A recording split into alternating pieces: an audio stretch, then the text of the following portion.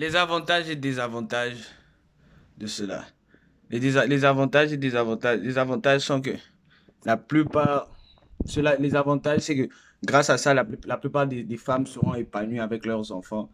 Elles pourront travailler, elles pourront elles pourront aller au travail tout en sachant que l'enfant peut se déplacer, l'enfant a des chaises roulantes, elle pourra, le meilleur avantage est que dans le futur, les femmes auront plus de connaissances dans ce qui concerne leur génétique, dans ce qui concerne leurs enfants, dans ce qui concerne les choix des médicaments à utiliser et en ce qui concerne aussi comment gérer ça. Donc, c'est tout un programme. Leur montrer leur force que ce n'est pas parce que l'enfant est handicapé que tu es moins.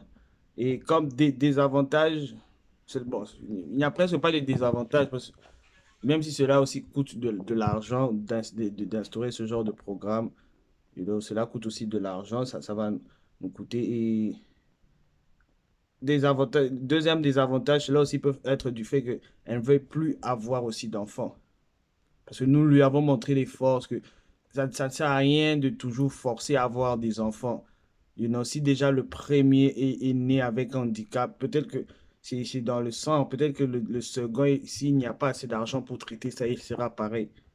Donc, c'est ça aussi les désavantages, que nous ne voulons pas qu'elles se sentent, que les autres femmes puissent se mettre ça dans la tête, qu'elles se sentent un peu inférieures, se dire, OK, pas d'enfant, moi je continue ma vie seule.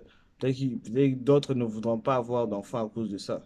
Ils penseront que c'est les médicaments qui font ça, ou du fait du fait que le premier soit comme ça. Donc, ça va les restreindre un peu à avoir des enfants dans le futur.